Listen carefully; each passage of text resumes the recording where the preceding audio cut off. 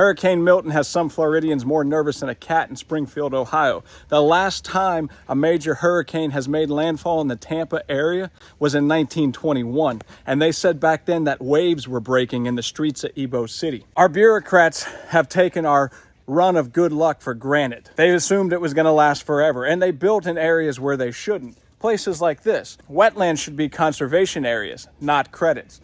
We no longer have places like this that hold the water. These are recharge points for the Florida aquifer, by the way. A lot of them have been filled in, and they went ahead and mitigated the damage. In fact, when you bring up flooding at planning meetings or commission meetings, they turn around and chastise you and think, oh, let's make fun of him because he brings up the flooding damage. They'll say things like this: civil will take care of flooding. I've said this before, on other properties, you're going to create a bunch more impervious surface, and it's just going to make flooding worse for all the residents in the area. So, usually, you have to, per code, offset any, impacts that you're going to have, and so your civil will account for that.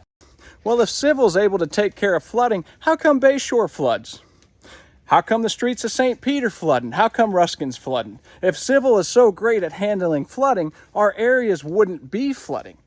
There's some areas in Florida you just shouldn't have built on. And while the inevitable flooding from this storm will be blamed on everything from climate change to weather manipulation, very few people will actually stand up and say it's because you're building in areas that were historically low areas and look like this to hold the water. Nobody wants to point out bureaucrats' bad idea, like building a 1,200-acre gypstack storage facility for Mosaic right near Hillsborough Bay.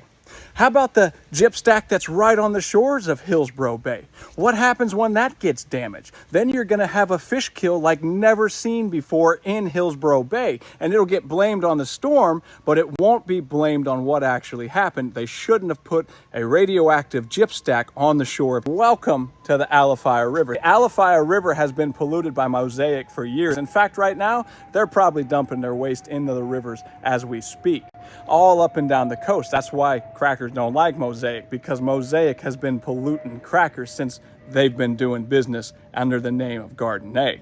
For everybody riding out the storm, if you're in a flood zone or if you're near the coast, you really need to get out. This thing is going to be bad. Huge storm surge like Tampa has never seen before, and the surrounding areas. I'm talking about all the way up there in Pasco County. Everything west of US 19 is going to get flooded. Maybe even places like Starkey Ranch, where cows used to walk in water up to their waist out there. And I'm talking about places down in Manatee County that were flooded by Tropical Storm Debbie. They're going to get hit pretty hard too. The storm is headed to Orlando.